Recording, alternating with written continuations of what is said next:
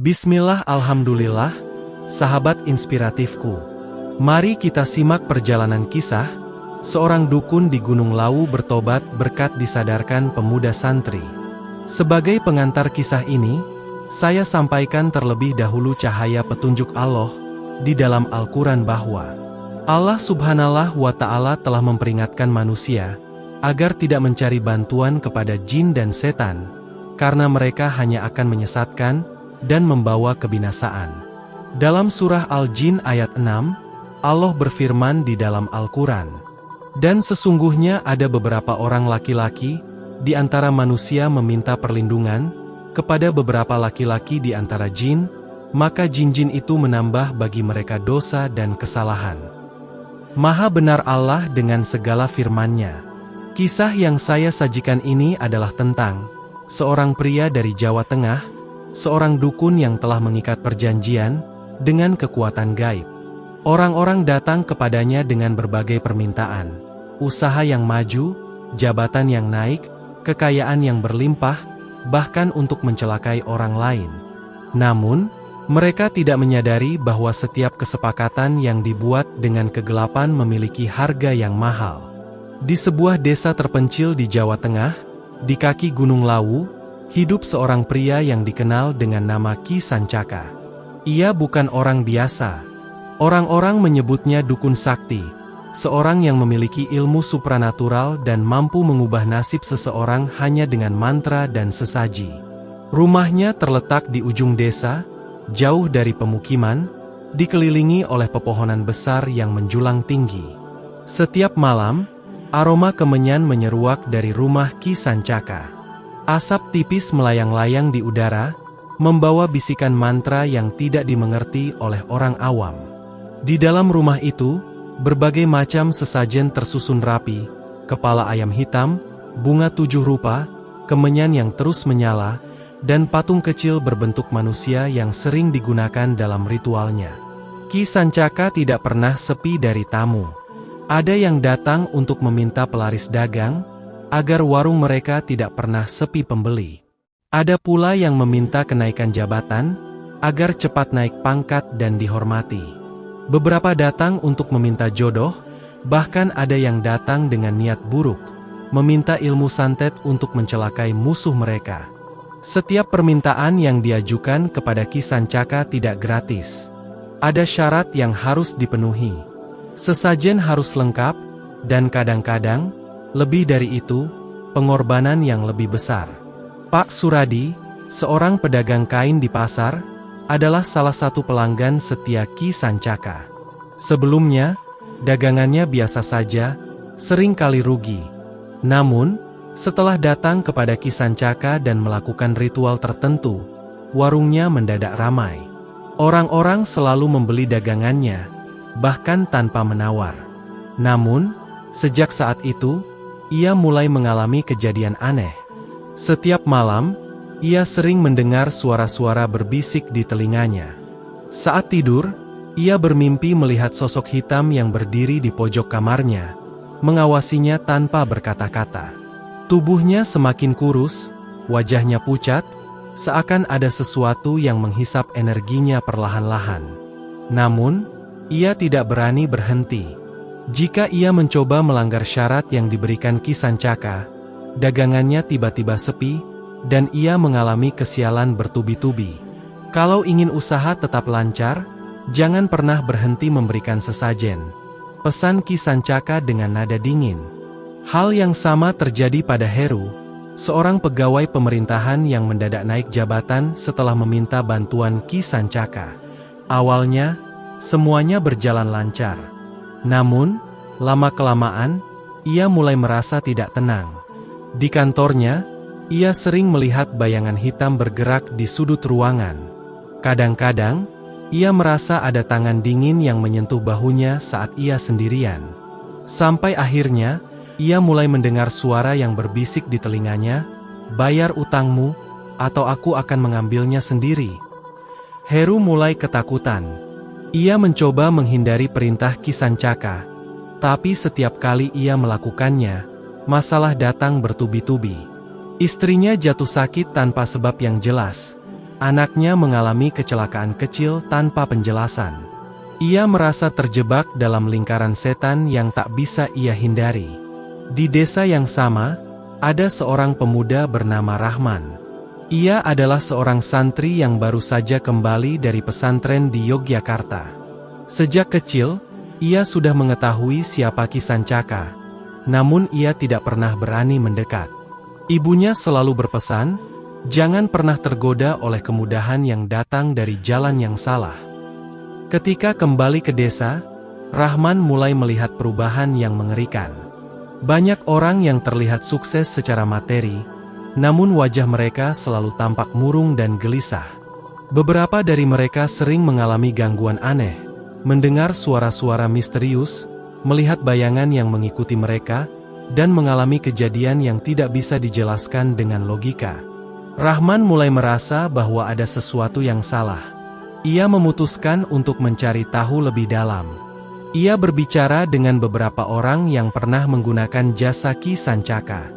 Dari cerita mereka, Rahman semakin yakin bahwa kesuksesan yang mereka dapatkan bukanlah berkah, melainkan kutukan. Rahman tahu, ini bukan sekadar ilmu biasa. Ini adalah ilmu hitam yang telah mengikat jiwa mereka. Ia merasa terpanggil untuk menyelamatkan mereka. Tapi ia tahu, melawan Ki Sancaka bukan perkara mudah. Ia bukan hanya melawan manusia biasa, tapi juga kekuatan yang telah berakar dalam kegelapan selama bertahun-tahun. Dengan penuh keyakinan, Rahman berangkat ke desa sebelah untuk menemui Kyai Anwar, seorang ulama sepuh yang dikenal memiliki ilmu agama yang mendalam. Ia harus menemukan cara untuk menyelamatkan desa dari cengkeraman Ki Sancaka sebelum semuanya terlambat. Di sisi lain, Ki Sancaka merasakan sesuatu yang tidak biasa. Ia tahu ada seseorang yang mencoba mengusiknya. Di dalam rumahnya, ia duduk bersila, membakar kemenyan, dan menatap nyala lilin di hadapannya. Dari dalam asap yang mengepul, muncul bayangan hitam dengan mata merah menyala. Rahman, bisiknya pelan. Dia akan menjadi penghalang kita. Ki Sancaka tersenyum dingin. Kalau begitu, kita harus menyingkirkannya sebelum dia bertindak lebih jauh. Inspiratifku yang berbahagia. Di tengah gemerlap kesuksesan para pelanggan Ki Sancaka, ada seorang pemuda yang merasa ada yang tidak beres dengan semua ini. Namanya Rahman, seorang santri yang baru saja kembali dari pesantren di Yogyakarta. Ia lahir dan besar di desa itu, tapi sejak kecil ia tahu bahwa Ki Sancaka bukan orang biasa. Dulu, ibunya sering mengingatkannya agar tidak mendekati rumah Ki Sancaka. Jangan pernah bermain dekat rumah Mbah Sancaka. Nak, banyak orang yang datang kepadanya bukan untuk kebaikan. Begitu kata ibunya. Kini, setelah dewasa dan memahami lebih banyak tentang agama, Rahman semakin yakin bahwa yang dilakukan Ki Sancaka bukanlah sesuatu yang benar. Beberapa hari terakhir, Rahman mulai melihat keanehan di desa. Beberapa orang yang sebelumnya meminta bantuan Ki Sancaka mulai menunjukkan tanda-tanda aneh. Pak Suradi, pedagang kain yang warungnya kini selalu ramai, sering terlihat berbicara sendiri di malam hari. Matanya cekung, wajahnya pucat, dan beberapa kali terdengar teriakan dari rumahnya. Sementara Heru, pejabat yang naik jabatan berkat Ki Sancaka, mulai jarang keluar rumah. Ada desas-desus bahwa ia sering melihat bayangan hitam di kantornya dan mengalami kejadian aneh di rumahnya. Rahman tahu ini bukan kebetulan. Ada sesuatu yang salah. Suatu malam, Pak Suradi ditemukan pingsan di tengah pasar. Orang-orang yang membawanya pulang mengaku melihat bekas cakaran di tubuhnya, seolah-olah dicakar oleh sesuatu yang bukan manusia. Ketika ia sadar, ia hanya bisa menangis ketakutan. Saya melihatnya, makhluk itu. Ia datang meminta sesuatu yang saya janjikan, kata Pak Suradi dengan suara gemetar. Ia mencoba kembali ke Ki Sancaka, memohon agar semua dihentikan. Namun, Ki Sancaka hanya tertawa kecil. Kau sudah menerima berkahnya, Suradi. Jangan berpikir bisa menghindar dari konsekuensinya, ujarnya dingin.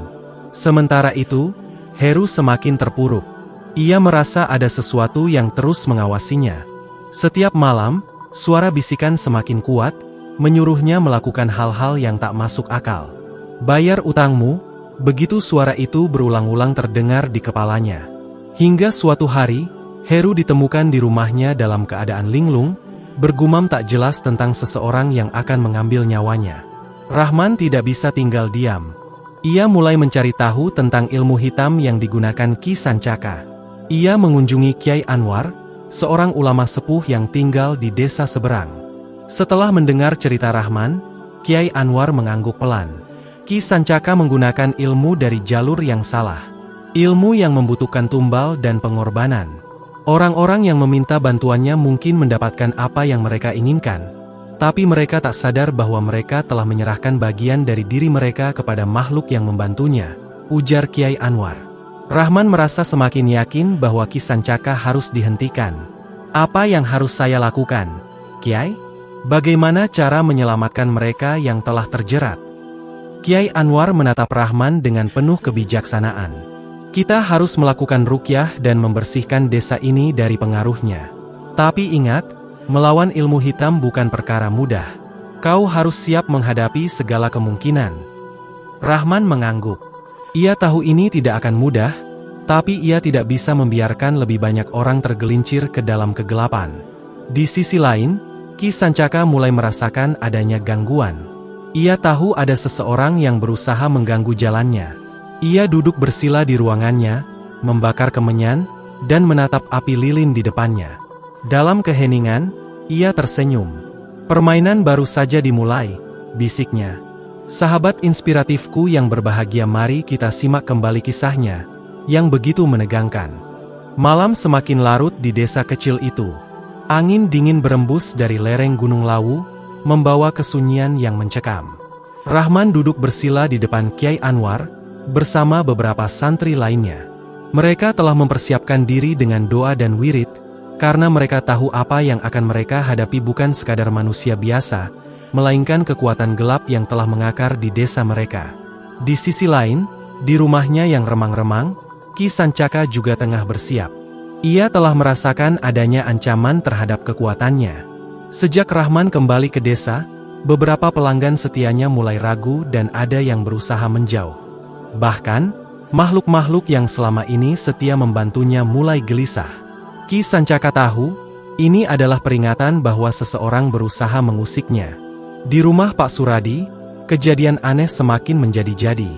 Istrinya mulai sering mendengar suara langkah kaki di malam hari, padahal semua orang sudah tidur.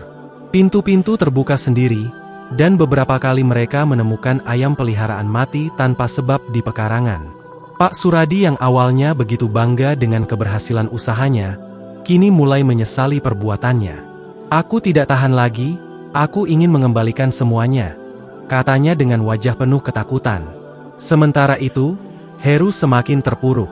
Ia jarang keluar rumah, dan tubuhnya semakin kurus.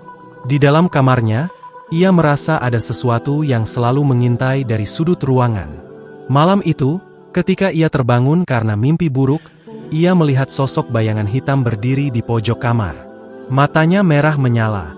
"Kau belum membayar lunas, Heru," bisik suara mengerikan itu.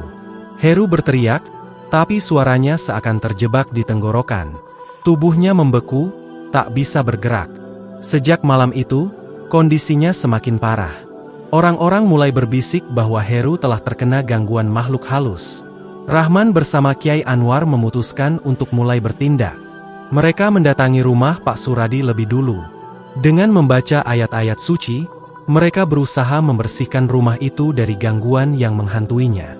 Saat prosesi ruqyah berlangsung, tiba-tiba Pak Suradi berteriak kesakitan. Tubuhnya kejang, seolah-olah ada sesuatu yang menguasainya. "Aku tidak mau pergi. Dia sudah menjadi milik kami," suara asing keluar dari mulut Pak Suradi. Para santri terus melantunkan ayat-ayat Al-Quran, dan perlahan, tubuh Pak Suradi kembali normal. Ia pingsan, tapi wajahnya terlihat lebih tenang. Setelah bangun, ia menangis dan memohon agar semuanya bisa dikembalikan seperti semula. "Ini belum selesai," kata Kyai Anwar. "Sumber masalahnya ada pada Ki Sancaka. Jika kita tidak menghentikannya, akan ada lebih banyak orang yang terjerat." Ki Sancaka tidak tinggal diam. Ki Sancaka semakin jeram. Ia bisa merasakan seseorang telah mengusik pekerjaannya. Ia membakar kemenyan dan memanggil makhluk-makhluk yang selama ini membantunya. Tunjukkan pada mereka siapa yang berkuasa di sini, ucapnya dengan suara pelan namun penuh perintah. Malam itu, Rahman dan para santri mengalami mimpi buruk yang sama. Mereka melihat sesosok bayangan besar berdiri di tengah desa, menatap mereka dengan mata penuh kebencian. Udara di desa menjadi lebih berat, seakan ada sesuatu yang mengawasi setiap langkah mereka. Namun, Rahman tidak gentar. Ia tahu ini adalah ujian. Bersama Kiai Anwar dan para santri, ia memutuskan untuk menghadapi Ki Sancaka secara langsung. Pertemuan di rumah Ki Sancaka. Saat fajar mulai menyingsing, Rahman dan rombongan menuju rumah Ki Sancaka. Mereka tak membawa senjata, hanya Al-Quran, tasbih, dan keyakinan bahwa mereka berada di jalan yang benar. Ki Sancaka sudah menunggu mereka di depan rumahnya. Dengan senyum tipis, ia berkata, "Kalian datang untuk menghancurkan pekerjaanku." Rahman menatapnya tanpa ragu. "Kami datang untuk menghentikan kesesatan yang kau sebarkan." Ki Sancaka tertawa kesal. "Kau pikir aku akan menyerah begitu saja?" Udara tiba-tiba menjadi lebih dingin, dan suara gemuruh terdengar dari kejauhan. Ki Sancaka mulai merapal mantra, sementara Rahman dan Kiai Anwar mulai membaca ayat-ayat suci dengan suara lantang. Perang tak kasat mata telah dimulai. Sahabat inspiratifku yang berbahagia. Suasana di depan rumah Ki Sancaka menjadi mencekam. Udara semakin berat, angin berembus dingin, membawa bisikan-bisikan aneh yang membuat bulu kuduk meremang. Di atas langit, awan hitam mulai berkumpul, seakan menyelimuti desa dalam kegelapan. Rahman, Kiai Anwar, dan para santri berdiri dalam barisan rapat, membaca ayat-ayat suci dengan lantang. Sementara itu, Ki Sancaka duduk bersila di depan rumahnya, menggumamkan mantra-mantra kuno dengan suara rendah. Di sekelilingnya, asap kemenyan semakin pekat, membentuk bayangan-bayangan hitam yang bergerak tanpa bentuk jelas. "Jangan lengah," seru Kiai Anwar. Tiba-tiba, suara gemuruh terdengar, dan sekelebat bayangan hitam melesat dari belakang Ki Sancaka, menyerang Rahman dan rombongannya. Namun, sebelum makhluk itu bisa mencapai mereka, Kiai Anwar mengangkat tangannya, membaca ayat kursi dengan suara tegas. "Allahu la ilaha illa huwal hayyul qayyum." Bayangan itu berhenti di udara, bergetar hebat sebelum akhirnya lenyap dengan jeritan mengerikan. Ki Sancaka membuka matanya, wajahnya tampak semakin tegang. "Kalian berani mengusik pekerjaanku?" katanya dengan nada marah. Rahman maju selangkah. "Kami tidak mengusikmu, Embah. Kami hanya ingin menghentikan kesesatan yang kau sebarkan. Berhentilah sebelum terlambat." Ki Sancaka tersenyum sinis. "Terlambat? Aku sudah terlalu jauh untuk mundur." Dengan cepat, ia mengayunkan tangannya ke tanah, mencabut segenggam pasir, lalu meniupnya ke arah Rahman. Seketika, angin kencang menerjang mereka, membuat beberapa santri hampir terjatuh. Namun, Rahman tetap berdiri teguh, membaca surat Al-Falaq dan An-Naas berulang kali. Di saat pertempuran batin itu berlangsung, tiba-tiba terdengar suara jeritan dari dalam rumah Ki Sancaka. Rahman melihat sekilas, bayangan-bayangan manusia tampak melayang di udara, wajah-wajah mereka kosong, mata mereka dipenuhi kesedihan. Itu, Rahman terkejut. Kiai Anwar mengangguk. Mereka adalah jiwa-jiwa yang telah dijadikan tumbal. Mereka masih terikat dengan Ki Sancaka. Beberapa dari mereka adalah orang-orang yang dulu datang meminta bantuan, pedagang yang ingin warungnya laris, pejabat yang ingin naik jabatan, bahkan orang-orang yang ingin mencelakai musuhnya. Kini, mereka hanya arwah tersiksa yang terjebak dalam lingkaran ilmu hitam Ki Sancaka. Ki Sancaka terlihat semakin putus asa. Ia mulai kehilangan kendali. Makhluk-makhluk halus yang selama ini membantunya kini terlihat gelisah, seakan ketakutan dengan cahaya yang mulai menyelimuti rumah itu. Rahman tidak menyia-nyiakan kesempatan itu. Ia dan para santri terus membaca ayat-ayat suci dengan lantang. Cahaya mulai muncul, menerangi rumah Ki Sancaka yang tadinya gelap. Asap kemenyan memudar, dan bayangan-bayangan hitam yang mengelilinginya mulai lenyap satu persatu. Ki Sancaka berteriak marah. "Tidak! Kalian tidak bisa mengambil kekuatanku." Namun, Semakin ia berusaha melawan, semakin tubuhnya melemah. Ia merasakan sesuatu yang selama ini memberinya kekuatan perlahan meninggalkannya. Dengan napas tersengal, Ki Sancaka terjatuh ke tanah. Matanya penuh ketakutan, tubuhnya gemetar. Ia mencoba berdiri, namun kakinya tak lagi kuat menopang tubuhnya. "Kalian menghancurkan semuanya," suaranya bergetar. Rahman mendekatinya. "Embah, bertobatlah. Ini kesempatanmu untuk kembali ke jalan yang benar." Ki Sancaka menatap Rahman dengan mata yang kini penuh penyesalan. Selama bertahun-tahun, ia telah menjual jiwanya demi kekuatan, tapi kini ia sadar bahwa semua itu hanyalah ilusi. Makhluk-makhluk yang dulu menjanjikan kejayaan padanya kini telah pergi, meninggalkannya dalam kehampaan. Perlahan, Ki Sancaka menangis. Ia berbisik lirih, mengucapkan istighfar berulang kali. Tubuhnya melemah, dan akhirnya ia pingsan. Kiai Anwar menghela napas panjang. Semoga ia masih diberi kesempatan untuk bertobat. Sementara itu, arwah-arwah yang terperangkap di rumah Ki Sancaka perlahan menghilang, seakan terbebas dari ikatan mereka. Angin malam yang tadinya begitu dingin kini terasa lebih hangat, lebih damai. Sejak malam itu, nama Ki Sancaka tak lagi disebut dengan ketakutan di desa. Ia bertahan hidup, namun tubuhnya tak lagi sekuat dulu. Ia memilih mengasingkan diri, menghabiskan sisa hidupnya dalam taubat. Pak Suradi dan Heru juga mulai memperbaiki hidup mereka. Mereka tahu bahwa apa yang mereka lakukan adalah kesalahan besar, dan mereka berusaha menebusnya dengan berbuat baik kepada sesama. Rahman, meskipun tahu bahwa perjalanan dakwahnya masih panjang, merasa lega. Ia telah menyelamatkan desa dari bayang-bayang kegelapan yang hampir menelannya. Dan di kejauhan, di balik kabut tipis lereng Gunung Lawu, kesunyian kembali menyelimuti desa. Tidak ada lagi kemenyan yang terbakar, tidak ada lagi mantra yang diucapkan dalam gelap. Hanya suara azan yang berkumandang dari kejauhan, mengingatkan bahwa cahaya selalu ada bagi mereka yang mau mencari kebenaran. Sahabat inspiratifku yang berbahagia, demikian kisah ini saya sajikan, semoga bermanfaat dan menginspiratif kehidupan kita untuk mengambil hikmah pelajaran dari kisah tersebut. Atas perhatian dan dukungan sobatku, saya ucapkan terima kasih. Semoga menjadi nilai kebaikan. Saya Saddam Hussein mohon pamit undur diri. Sampai berjumpa kembali di kisah-kisah cermat channel berikutnya, yang keren beken penuh inspiratif. Dan saya akhiri dengan mengucapkan, wassalamualaikum warahmatullahi wabarakatuh.